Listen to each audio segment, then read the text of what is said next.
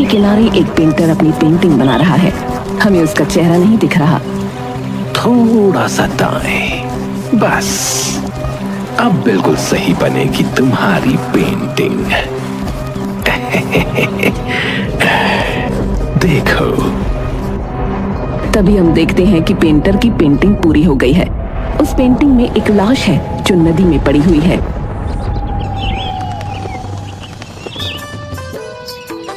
भोलू मछलियां पकड़ने नदी किनारे आता है। ना ना ना ना, इतनी बाहस काहे आ रही है भैया यहाँ से? कोई गंदी मछली तो नहीं आ गई किनारे पे? चलो छोड़ो। ए भोलू, तू जाल बिछा। आज बहुत सारी मछलियां पकड़नी होंगी तुझे। हाँ, वरना तो पैसे की बहुत तंगी हो जाएगी रे। भोलू जाल नदी में डालता है। ए भगवान, मच्छी की जगह सोना चांदी दे दे आज तो जाल में। जाल में कुछ मछलियां आ जाती हैं। भोलू मछलियां अपने बोरी में डालता है। वाह वाह वाह वाह, बस ऐसे ही थोड़ा सा और मिल जाए, फिर हम चलेंगे अपने घर की ओर। ना ना ना ना। भोलू दोबारा जाल पानी में डालता है। दे दे भगवान, बड़ी मछली जाल में दे दे। तभी जाल भारी हो जाता है। अरे, जाल तो सच में भारी हो गया है। लगता है कोई बड़ी चीज आ गई है जाल में। क्या भगवान, आज तो आपने सचमुच सुन ली मेरी। जय हो। अरे, बड़ी भारी चीज लगती है भाई, पर कोई बात नहीं। भोलू भोलू, खींच बेटा, खींच खींच। तभी भोलू देखता है कि उसके जाल में एक लड़की की लाश है। अरे अरे, ये क्या है भैया? अरे ये कौन है? भोलू, जल्दी से बाहर निकाल इसे, क्या पता जिंदा हो। भोलू लड़की को बाहर निकालता है और हैरान रह जाता है क्योंकि वो मर चुकी है। अरे, इसका चेहरा तो रिमझिम से मिलता है। सरपंच पंचायत में आते हैं। मैं यहाँ ज्यादा कुछ नहीं कहना चाहता, लेकिन जिसने भी हमारी बेटी रिमझिम का कत्ल किया है, वो जमीन में छुपे चाहे बादल में, उसकी मौत अब तय है। हाँ, अब पुलिस इस गांव में आएगी और तहकीकात शुरू करेगी, लेकिन हमें पुलिस पर पूरी तरह से भरोसा नहीं है। इसलिए हमने बुलाया है एक जासूस को, जिसका नाम है जोशी रावत। वो कल यहाँ पहुंच जाएगा। जोशी नदी के किनारे पहुंचकर तहकीकात करना शुरू कर देता है। खूनी ने नदी के अंदर ही मारा होगा इस लड़की को। नदी में लाश को लाके फेंकना इतना आसान नहीं है। तभी उसके पास सरपंच का नौकर किशोर आता है। अरे, आप जोशी साहब है क्या?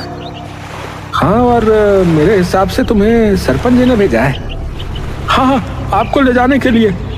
पर आप यहाँ सीधा क्यों आ गए? अरे, यहीं से तो मेरा काम शुरू होगा। अच्छा ये बताओ किशोर, पुलिस को यहाँ से क्या कुछ मिला है क्या? ऐसा तो कुछ खास नहीं मिला है साहब, पर एक चीज मिली है। यहाँ पर किसी ने जो है एक चित्र बनाकर छोड़ा था लड़की के मरने वाले वक्त का, जिससे जो है अब पुलिस मान रही है कि कातिल जो है पेंटर हो सकता है। इंटरेस्टिंग। और कुछ मिला है क्या? और तो कुछ नहीं मिला है साहब। ऐसा उसने जो है लड़की का मुंह भी नहीं बिगाड़ा और ना ही उसकी लाश को छुपाया, पेंटिंग भी बनाई। यानी वो हमसे कुछ छुपाना नहीं चाहता है, बल्कि हमें कुछ दिखाना चाहता है। खैर छोड़ो, चलो सरपंच के पास चलते। चलो। जोशी को चलते चलते एक पेड़ पर एक चित्र बना हुआ दिखता है। चित्र में एक आदमी के ऊपर एक पत्थर गिरा हुआ है। अरे, ये तो बच्चे बनाते रहते हैं। आप आइए। हाँ चलो। जोशी और किशोर सरपंच के पास पहुंचते हैं। सरपंच जोशी से मिलता है।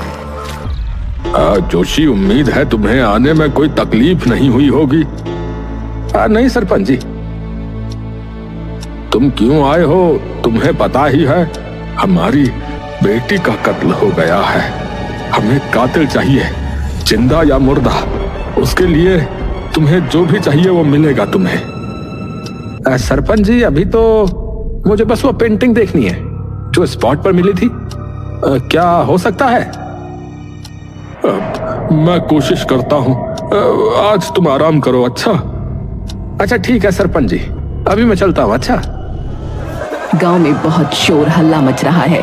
जोशी उठता है। जोशी किशोर को बुलाता है। किशोर, इधर आओ तो जरा। किशोर जोशी के पास आता है। ये शोर अल्लाह क्यों मच रहा है सुबह सुबह? अरे गजब हो गया जोशी जी, गांव में एक और लाश मिली। पूरा गांव वहीं जा रहा है, पुलिस भी आने वाली है। अच्छा, क्या तुम मुझे वहां लेके चल सकते हो अभी? हाँ चलिए, पास में ही है। किशोर और जोशी लाश के पास पहुंचते हैं। वहां पुलिस भी आ गई है। अरे नहीं, ये नहीं हो सकता है। जोशी देखता है कि लाश का मुंह बड़े पत्थर से कुचल दिया गया है। ऐसा ही दृश्य उस दिन मैंने उस पेड़ पर बना हुआ देखा था। तभी जोशी को एक पेंटिंग उसके पैर के नीचे मिलती है, जिस पेंटिंग में एक आदमी एक ऊंची जगह पर से नीचे कूद रहा है। यानी ये सिलसिला रुकने नहीं वाला है। ये कातिल हमें हिंट दे रहा है। क्या जोशी जी, तुम्हारे गांव में मौतें अभी और बढ़ने वाली हैं। कौन कौन मरेगा और कैसे मरेगा और कब मरेगा, ये कोई नहीं जानता। किशोर जोशी को वहीं से पुलिस स्टेशन ले जाता है।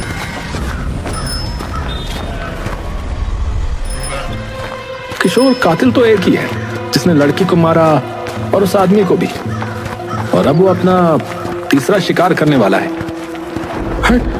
मगर तीसरा शिकार है कौन जोशी जी? देखो, मैं बस इतना बता सकता हूँ कि वो किसी ऊंचाई से गिरा के मारेगा। हमें तैयार रहना होगा। मुझे कल तक तुम ये बताओ कि इस गांव में ऊंचाई वाली जगह कौन कौन सी है जहां लोग जाते हैं। जोशी एक सीनियर पुलिस ऑफिसर से मिलता है जिसका नाम प्रदीप है। जोशी पुलिस स्टेशन आया है प्रदीप से मिलने। नमस्ते प्रदीप जी, मैं जोशी रावत। सरपंच जी ने बताया होगा आपको। जी हाँ, बताया। और ये भी बताया कि गांव में ये जो कत्ल हो रहे हैं, आप अपनी तरफ से भी इनकी तहकीकात कर रहे हैं, और अभी आपको एक क्लू भी मिला है। जी हाँ प्रदीप जी, ये कातिल कोई आम आदमी नहीं है। ये मजे के लिए कत्ल कर रहा है। जोशी जी, इसका मतलब साफ है, वो हमें ललकार रहा है। आपके पास जो क्लू है वो दिखाइए। अगली मौत किसी ऊंचाई से गिरकर होगी। वो हर बार एक क्लू छोड़कर जाता है। हमें इसके लिए तैयार रहना चाहिए।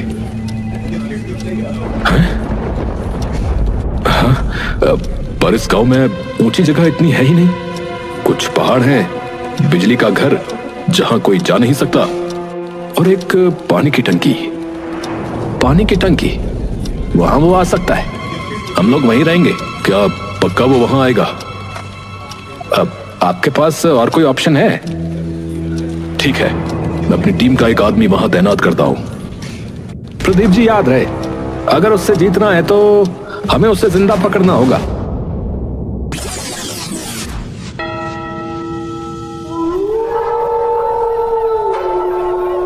पानी की टंकी के ऊपर से दो लोग निगरानी कर रहे हैं, एक जोशी और दूसरा कांस्टेबल वीरपाल। सर जी, रात के 2 बज गए सर जी। आज भी नहीं आने वाला आपका कातिल। 5 दिन से तो ऐसे ही इंतजार में बैठे हैं। वीरपाल, अभी तक उसने तीसरा कत्ल भी तो नहीं किया, तो हमें यहीं रहना होगा, क्योंकि हमारे पास एक ही मौका है उसे पकड़ने का। पर ये तो बताइए सर जी, आप कैसे कह सकते हो कि वो चित्र उसने ही बनाया है? अरे क्या पता किसी बच्चे ने बना के फेंक दिया हो। देखो वीरपाल, उसने जो रंग इस्तेमाल किए थे ना, वो वही सेम रंग पहली पेंटिंग में भी इस्तेमाल हुए थे। इसलिए मुझे पूरा यकीन है कि वो पेंटिंग जो है ना, उसी ने बनाई थी। अच्छा चलिए, मान लेते हैं। पर ये कातिल 5 दिन से क्यों नहीं आया?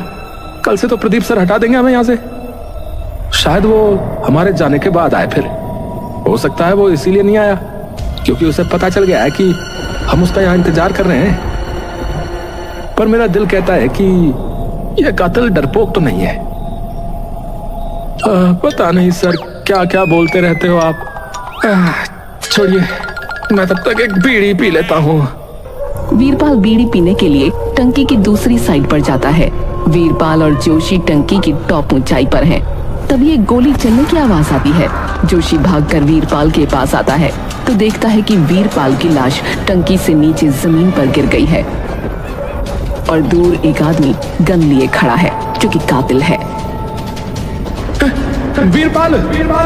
जोशी सीढ़ियों की मदद से टंकी से नीचे उतरता है जहां वीरपाल की लाश लहूलुहान पड़ी है जो मर चुका है। भाग भाग, मैं भी देखता हूँ तू कितनी दूर तक भागता है। भाग। जोशी जंगल की तरफ भागता है जहां उसने कातिल को देखा था। लगता है भाग गया, मुझे थोड़ा और जल्दी आना चाहिए था। तभी पीछे से जोशी के सर पर कोई वार करता है। जोशी बेहोश हो जाता है। जोशी होश में आता है तो तेज धूप निकल गई है। मेरे हाथ से वो निकल गया, वो यही था। तभी जोशी अपनी शर्ट को देखता है और हैरान रह जाता है। ये क्या? एक और क्लू। जोशी की शर्ट पर एक स्केच बना है जिसमें एक पुलिस वाला खुद को गोली मार रहा है।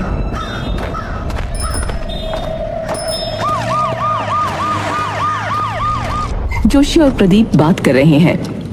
अब तो मैं इसको छोड़ने वाला नहीं हूं। मेरी टीम के आदमी को मारा। गुस्सा शांत रखिए प्रदीप जी, क्योंकि वो यही चाहता है आपको गुस्सा आए। गुस्सा शांत रखूं? यहाँ मेरा एक आदमी मर गया है और आप कह रहे हैं कि मैं गुस्सा शांत रखूं? जोशी प्रदीप को अपनी शर्ट देता है जिस पर एक स्केच है। उसका अगला शिकार जो है आप हो सकते हो। पुलिस वाला खुद को गोली मारेगा? हाँ, वो यही क्लू छोड़ के गया है। सबको आगाह कर दीजिए, मैं चलता हूँ। जैसे ही जोशी पुलिस स्टेशन से निकलता है वैसे ही एक आदमी पुलिस स्टेशन के अंदर आता है। वो आदमी प्रदीप के पास जाता है। प्रदीप जी, आप ही हैं क्या? हाँ, तुम कौन? जी, एक कंप्लेन लिखवानी है। बोलो। जी, एक अजीब सी बीमारी है इस आदमी को। इसे लोगों को मारने का मन करता है और अभी तक 3 कत्ल कर चुका है, पर पकड़ में नहीं आया किसी के। क्या? कौन है ये? मैं ही तो हूँ, पेंटर। प्रदीप हैरान हो जाता है। थाने में खड़े लोग भी। जोशी पुलिस स्टेशन जाता है क्योंकि उसे खबर मिल जाती है कि पेंटर पकड़ा गया। जोशी प्रदीप से मिलता है। जोशी, उसको अंदर रखा गया है। वो खुद आया चलकर हमारे पास। पता नहीं क्या चाल चलने वाला है। मैं जानता हूँ, लेकिन क्या इंटेरोगेशन में मैं आपके साथ बैठ सकता हूँ? ठीक है, चलो। एक कमरे में प्रदीप, जोशी और पेंटर बैठे हैं। प्रदीप और जोशी पेंटर से पूछताछ शुरू करते हैं। नाम क्या है तुम्हारा? दीपक। अच्छा, तो दीपक, क्यों मारा इतने लोगों को तुमने? मजे के लिए, इज्जत के लिए। जोशी प्रदीप को रोकते हुए, इज्जत क्यों नहीं मिलती तुम्हें? क्या दबाए बैठे हो अपने अंदर? हमें बताओ, हमें भी तो पता लगे। या तुम सिर्फ एक पागल हत्यारे हो? मैं पागल नहीं हूं, समझे? जो कुछ भी मैंने किया उसके पीछे एक वजह है। हाँ तो बताओ ना, हमें भी बताओ। मेरी मां के जाने के बाद मैं और मेरे पिता टूट गए थे। मेरी मम्मी की मौत बीमारी से हुई थी। मैं उस वक्त 5 साल का था, लेकिन मेरे चाचा चाची की नजर मेरे पिता की जायदाद पर थी। पिता के मरने के बाद सारी जायदाद चाचा की हो जाती। चाचा और चाची प्लान बनाते हैं। सावित्री, मैं ज्यादा रुक नहीं सकता। श्रवण को जायदाद नहीं मिलनी चाहिए, वरना हमारा क्या होगा? बुढ़े ने उसके नाम 60% जायदाद कर रखी है। अजी, तुम्हारा तो कुछ है ही नहीं। वो काटे ऐशो आराम की जिंदगी और तुम काटना आम जिंदगी। अरे, यही सोच के तो गुस्सा आता है मुझे। जिंदगी भर मेहनत मैंने करी क्योंकि वो बड़ा था, और लगान भी देना मेरे हिस्से में ही आया। जब तक वो जिंदा है मुझे कुछ नहीं मिलने वाला। तुम मार दो उसे। क्या क्या कह रही है तुम? सही कह रही है तू। दीपक अपने पापा के साथ घूमने आया है। तभी दीपक को एक आइसक्रीम वाला दिखता है। पापा पापा आइसक्रीम दिलाओ ना। अच्छा रुक दिलाता हूँ। पापा का बटुआ कहीं छूट जाता है। दीपक तू यही रहे। लगता है मेरा बटुआ कहीं गिर गया है, मैं लेके आता हूँ। अच्छा। पापा को बटुआ सड़क पर गिरा मिलता है। तो ये रहा। तभी एक गाड़ी आकर पापा को टक्कर मार कर निकल जाती है। दीपक पूरे हादसे को अपनी आंखों से देखता है। उसके बाद मेरे चाचा ने पुलिस को पैसे खिला दिए और वो केस बंद हो गया। मैंने अच्छी तरह देखा था, उस गाड़ी में चाचा ही बैठा था। मैंने कुछ पेंटिंग उस दृश्य की पुलिस ऑफिसर को दी, लेकिन उसने वो पेंटिंग कूड़े में फेंक दी। किसी ने मेरी बात नहीं सुनी, न अदालत ने न तुम्हारे कानून ने। मेरे चाचा ने मेरे हिस्से की जायदाद भी हथिया ली। फिर एक रात चाचा और चाची घर में सो रहे थे। चाचा और चाची घर में सो रही हैं। दीपक हाथ में छुरी उठाता है और चाचा चाची को जान से मार देता है। मैं उन्हें मारकर भाग आया। इस गांव में रहा, यहां पला बढ़ा। फिर तुमने जो है बाकी के ये 3 कत्ल क्यों किए? फिर चाचा चाची को तो मार दिया, लेकिन तुम पुलिस वालों को भी तो औकात दिखानी थी ना। मुझे नजरअंदाज किया। मुझे क्यों भाई? पैसे देके तो बिक जाते हो तुम। कैसे बैठे हो मेरे सामने? मारो ना गोली मुझे। तुम्हारी औकात नहीं है कुछ, समझे? इसीलिए सबसे पहले मैंने सरपंच की बेटी को मार दिया। दीपक नदी किनारे खड़ा पेंटिंग बना रहा है। तभी वहां सरपंच की बेटी आती है। तुम पेंटर हो? हाँ जी। मैं नदी किनारे जा रही हूँ, क्या मेरी पेंटिंग बना सकते हो? देखो जी, माफ करना, मैं बना नहीं सकता। अरे इतने नखरे क्या कर रहे हो? सरपंच की बेटी हूँ मैं, समझे? कितने पैसे लोगे ये बताओ। चलो जरूर बनाऊंगा तुम्हारी पेंटिंग। सरपंच की बेटी को दीपक नदी में डुबाकर उसका दम घोटकर उसे मार देता है और फिर उसकी पेंटिंग बनाता है। सरपंच की बेटी को पेंटिंग चाहिए थी, बना दी उसकी पेंटिंग। ले ले ले, रख ले इसे, ले ले ले। ये बताओ कि फिर उस आदमी को क्यों मारा? आदमी? हाँ, रोज दारू पी के अपनी बीवी को मारता था साला। बाहर दूसरी औरत से चक्कर चला रखा था। मेरे पड़ोस में रहता था, तो फिर मैंने बनाया उसे अपना दूसरा टारगेट। कुछ गलत किया क्या? कुछ गलत किया क्या? अरे उसकी बीवी तो आजाद हुई ना उस जल्लाद से। आजाद हो गई वो। आजाद हो गई। और फिर वीरपाल को क्यों मारा? वीरपाल? उससे कोई लेना देना नहीं था। मैं तो उस दिन गया था खुद की जान लेने, पर फिर देख गया वो मुझे, तुम्हारा आदमी वहां टंकी के ऊपर बैठा हुआ। मेरा प्लान खराब हो गया, पूरा प्लान खराब हो गया मेरा। तो फिर अगले दिन मैं फिर आया गन लेके खुद को मारने के लिए, और गोली मार दी उस बंदे को। कहना मेरी पेंटिंग सच होती है। अब कोई भी मरे, मुझे उससे कोई फर्क नहीं पड़ता है।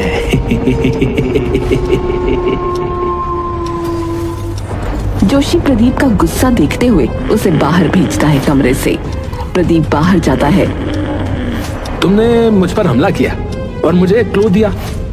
क्लू था एक पुलिस वाला खुद को गोली मारेगा, लेकिन तुम बैठे हो हमारे सामने निहत्थ थे। यानी कि तुम हार चुके हो।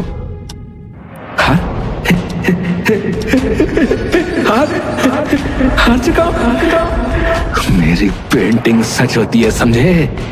उसके पीछे एक वजह होती है। अब कैसे? वो देखो। तभी पुलिस स्टेशन के सामने एक गाड़ी आकर रुकती है। गाड़ी में से एक पुलिस ऑफिसर निकलता है। वो थाने के अंदर जाता है। सामने प्रदीप खड़ा है। पुलिस ऑफिसर खुद को गोली मार लेता है। जोशी और प्रदीप हैरान रह जाते हैं।